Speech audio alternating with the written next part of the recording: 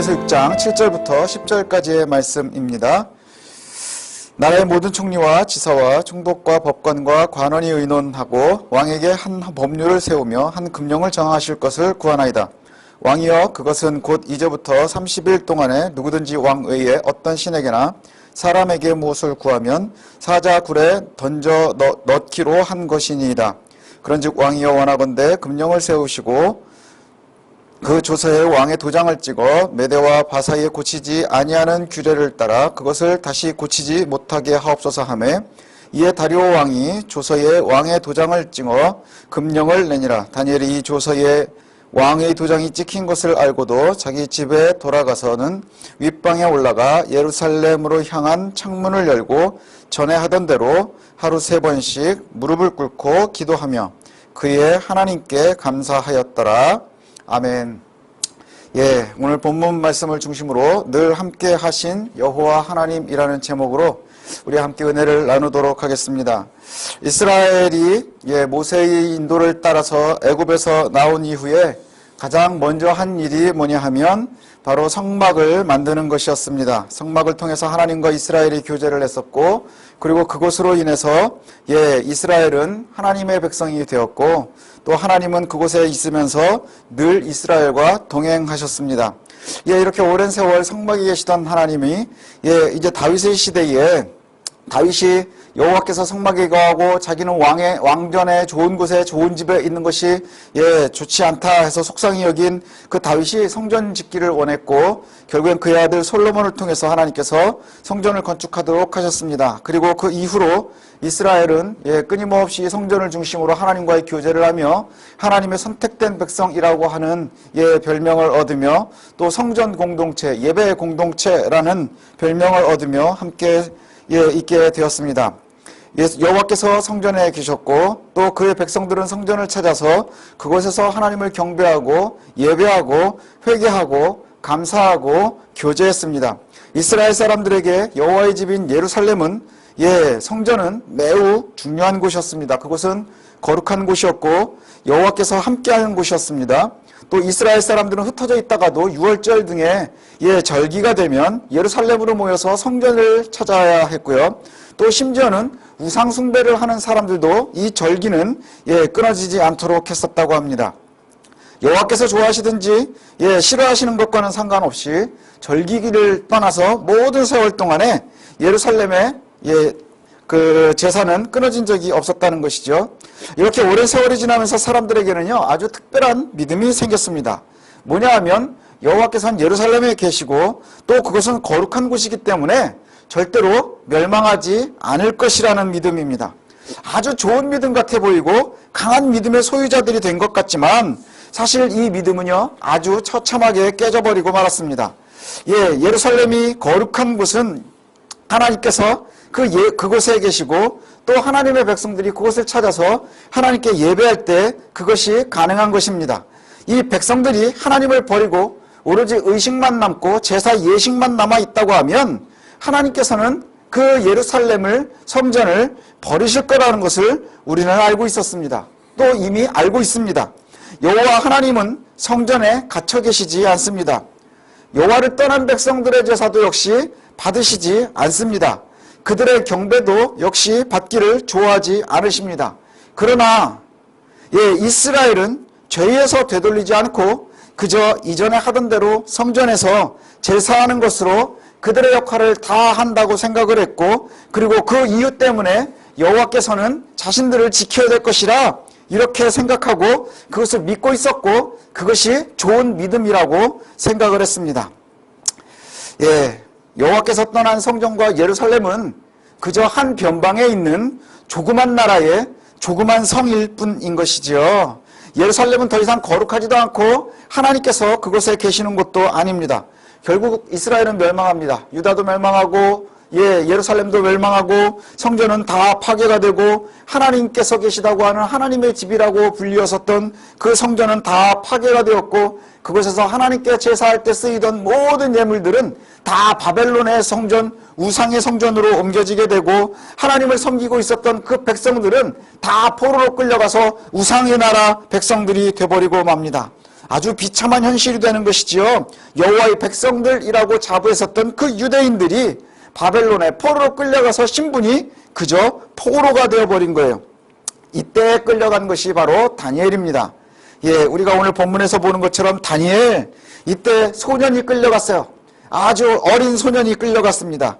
예루살렘에서 너무나 먼 곳으로 끌려간 이 소년, 예, 나라는 멸망했고 부모 자식도 어떻게 됐는지 모르겠고 하나님께서 지켜주신다고 믿었었던 성전도 어떻게 되었는지 모르겠고 그저 멀리 떠나간 그곳에서 다니엘이 성공했어요. 예, 총리가 되었다고 하는 것입니다.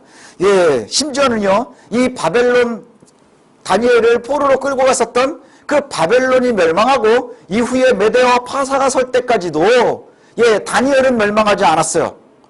희한하지 않나요? 예루살렘도 멸망했고 바벨론도 멸망했고 그 다음에 새로운 나라 메대 파사가 섰는데 그때에도 다니엘은 여전히 하나님의 사람이었고 또 하나님께서 함께 하시는 곳에 서 있었다는 것이죠. 예, 당시의 왕이 오늘 본문에 읽었었던 그 메대 파사의 왕이 다리오 왕이었습니다. 당시에는 총리 3명을 세워서 나라를 다스리고 있었는데 이 왕이 한 명을 대표로 세워서 온 나라를 다스리도록 하자라고 마음을 먹었어요. 그리고 나서 그 대상으로 누구를 삼았느냐? 다니엘에게 온 나라를 예, 섬기도록 그렇게 다스릴 수 있도록 해야 되겠다라고 얘기하니까 예, 사람들이 예, 싫어하겠죠. 당연히 싫어합니다. 그래서 사람들이 어떻게 하면 다니엘을 갖다가 예, 왕의 눈에 벗어나게 할 수 있을까? 어떻게 하면 다니엘을 제거할 수 있을까? 그래서 그의 뒤를 막 캐기 시작을 했습니다. 근데 그 뒤를 갖다가 보면 볼수록 아무것도 나오는 게 없는 거예요. 예, 잘못하는 것이 없고 그 다음에 미운 마음을 가진 것도 없고 아무것도 없고 그에게 유일한 약점이 있다고 한다면 오로지 하나가 있는데 그것이 뭐냐? 여호와의 율법이었어요. 하나님을 섬기는 것에는 타협하지 않았었다는 거예요. 하나님께 기도하고 예배하고 하나님의 백성으로 사는 데에는 타협하지 않았다는 거예요. 이 두 가지가 사실은요, 예, 떨어지지 않습니다. 하나님의 율법을 따라가는 것이 그의 유일한 약점이었다 하는 것은 뭐냐면 하나님이 보시기에 좋은 삶을 살고 있었기 때문에 그에게는 세상 사람들이 바라볼 때에 약점 잡을 만한 것, 책 잡을 만한 것이 하나도 나올 수 없었다는 거예요. 우리도 그와 같이 살아야 될 줄 압니다. 세상 사람들이 너 그리스도인이지? 라고 얘기하지만 우리가 그리스도인이라고 하는 것 외에는 그 어떠한 것도 약점 잡히지 않도록 살 수 있도록 노력해야 되지 않겠어요? 예. 그래서 결국엔 다니엘의 약점이라고 유일하게 잡힌 것이 뭐냐? 그가 여호와의 율법에 있어서는 타협하지 않는다는 것을 알게 되었어요. 여호와의 율법, 여호와를 섬기는 것, 그의 정체성이, 그의 아이덴티티가 하나님의 사람이라고 하는 것, 내가 하나님의 백성이라고 하는 것에 대해서는 어떠한 상황 속에서도 어떠한 처지에서도 바뀌지 않았었다고 하는 것이지요. 그래서 사람들이 꾀를 내서 다니엘을 갖다가 넘어뜨리려고 한 것이 뭐냐 하면 예, 왕에게 가서 이렇게 얘기를 합니다. 한 나라가 잘 통솔되기 위해서 특별한 법을 짓는데 예, 이 법이 뭐냐 하면 30일 동안 약 한 달 동안에 왕 외에는 다리오 왕 당신에게만 절하는 것 외에는 그 어떠한 사람에게나 어떠한 신에게나 경배하고 제사하는 것, 예배하는 것 이것을 금하도록 하는 법이에요. 그리고 이것을 금했을 때는 어떻게 하느냐? 사자굴에 집어넣는 것 이것을 벌로 줍시다. 그리고 이것은 왕도 바꿀 수 없는 법으로 만듭시다. 그래서 한번 반포가 되고 나면 이 법이 실행이 되면 왕이라 할지라도 바꿀 수 없는 그러한 법으로 만들어졌다 이렇게 표현을 해요. 그런데 이것이 왕의 조서가 찍히고 공포가 되어진 것을 안 다니엘은 어떻게 했나요? 그에게 바뀐 게 하나도 없었어요. 그에게 바뀐 것은 하나도 없었습니다. 뭐였었죠? 그저 자신은 예배하는 대로 하는 거예요. 하나도 바뀌지 않고 무엇을 했느냐? 예, 그가 제일 중요하게 여겼었던 것을 하는 거예요. 뭘 했나요? 그저 예배하는 거예요. 아무 문제가 되지 않았어요. 어린 시절부터 예루살렘에서 예배했었고 하나님이 나와 함께하고 계셨고 그 다음에 하나님은 무엇을 알고 있었느냐? 왕이 허락을 했건 허락을 하지 않았건 그것이 하나님께 예배하는 것은 내 가장 중요한 일이라 생각을 해서 꿋꿋이 자신이 예배하던 곳에 가서 하나님을 경배하고 하나님께 기도했다고 하는 거예요. 높은 2층 방에 가서 예루살렘 쪽에 창문을 열어놓고 그곳을 향하면서 하나님이여 하나님이여 나를 도와주십시오. 그리고 우리가 잘못해서 지금 버림받았지만 하나님께서 회복하실 날을 기대하면서 그렇게 예배하는 곳에 꿋꿋이 서 있었다고 하는 것이지요. 이렇게 문제가 되었어요. 우리에게도 이런 문제가 생기지 않았나요? 코로나 때문에 여러 가지 상황들 때문에 지금 우리 예배드리고 있는 이 상황이 얼마나 재밌어요. 신기하기도 하고 웃기기도 하지만 참 어이없는 일인 것 같습니다. 그런데 이제 이렇게 정하고 예배하는 것이 문제가 되는 시기가 됐어요. 이 우성민 목사는 이런 일이 제 생애에 있을 거라고는 생각을 하지를 못했어요. 근데 제가 미국에 있을 때 있었던 분들 얘기를 들어보니까 미국에 있는 한인교회에서도 지금 예배를 드리지 못하고 있다. 이런 얘기를 듣습니다. 다니엘을 보면서 우리가 배워야 될 것이 하나 있어요. 뭐냐? 요즘에 코로나 사태로 인해서 우리가 함께 모여서 예배를 하지 못하고 있어요. 이러한 상황에서 과연 무엇이 올바른 하나님의 사람들의 모습이냐 하는 것이죠.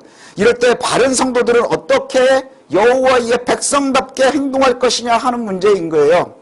여호와께서는 다니엘을 떠나신 적이 한 번도 없습니다. 이스라엘 백성들은 하나님을 버린 적이 있고 하나님을 배신한 적이 있었어요.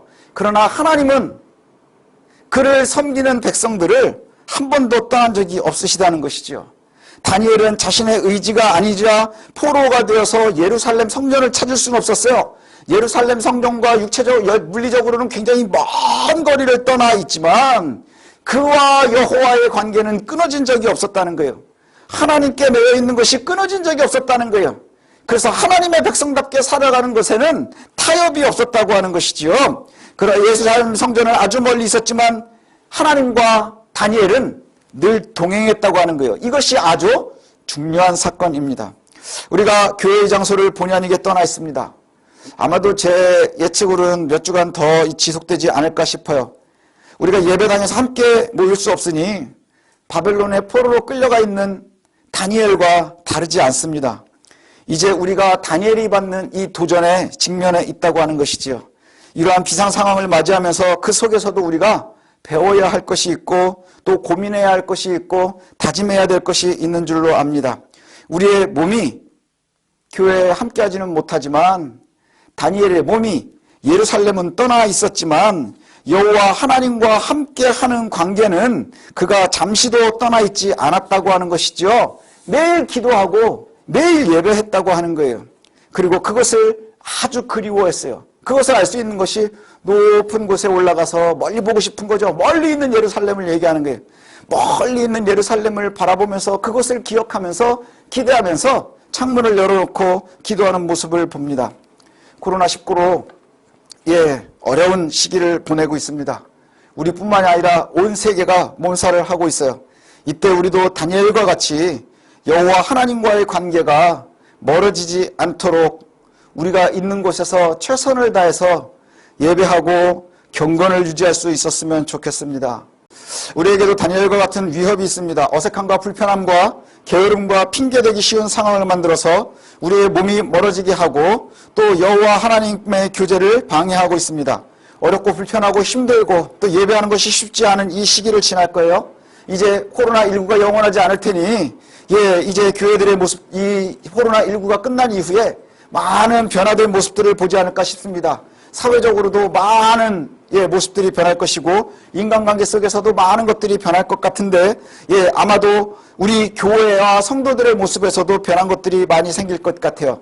이전에 경험하지 못했던 일들을 보게 될 것인데 다시 모여 예배할 때 교회들은 기쁨으로 모이기도 하겠지만 또 이후에 어려움을 겪게 되는 교회들도 있을 것 같아요.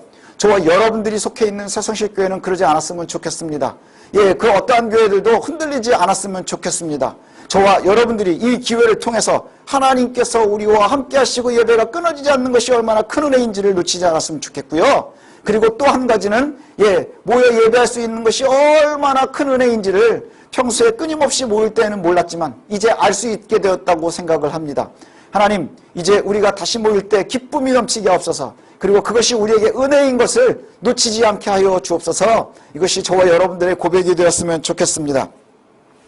여러분, 지금은 교회뿐만 아니라 온 세상이 또 온 사회가 온 국가들이 함께 어려움을 겪고 있습니다. 교회를 포함해서 우리가 섬겨야 할 이웃들과 내 주변에 있는 가족들과 그 다음에 우리 교회를 위해서 기도해 주시기 바랍니다. 다니엘과 함께 하셨던 하나님이 지금 우리가 더 함께하고 계시는 것을 신뢰했으면 좋겠습니다. 높은 곳에서 예루살렘을 향하여 눈을 들면서 예배하기를 쉬지 않았었던 그 다니엘의 모습, 그 모습을 저와 여러분들이 놓치지 않았으면 좋겠습니다. 우리 가정에서 주님의 교회를 소망하면서 지금도 우리와 동행하시는 여호와 하나님을 기대하고 예배하는 저와 여러분들이 되었으면 좋겠습니다. 하나님께서는 우리에게 지금도 요구하시는 것이 뭘까요? 예배입니다. 하나님과의 관계가 끊어지지 않는 것입니다. 그리고 하나님의 백성답게 이 세상을 살아가며 승리하는 것입니다. 저와 여러분들이 승리해야 될 줄로 압니다. 이 어려움의 시기를 이기고 승리할 수 있는 저와 여러분들이 되시기를 소원합니다. 몸은 멀지만 또 마음도 멀리 떨어져서 우리가 어렵고 힘든 시기를 지내지만 그러나 여호와께서는 늘 우리와 함께하고 계심을 놓치지 않으셨으면 좋겠어요. 그 와중에도 감사할 수 있는 것은 여러분들이 가정을 교회로 세워갔기 때문에 또 함께 예배할 수 있는 줄로 압니다. 게으름이 우리를 삼키지 못하도록, 두려움이 우리를 삼키지 못하도록 하나님의 은혜가 저와 여러분들에게 가득하기를 소원합니다.